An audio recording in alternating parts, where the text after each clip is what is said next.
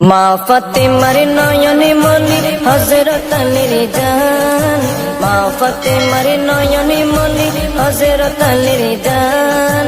ইমামে হোসেন শহীদ হলো কারবালার ময়দান, ইমামে হোসেন শহীদ হলো কারবালার ময়দান। দয়ালি নবীর জবানে কারবালার বয়ানে, দয়ালি নবীর জবানে কারবালার বয়ানে, আমাদের রাসূল শহীদ হবে হাদিসে প্রমাণ।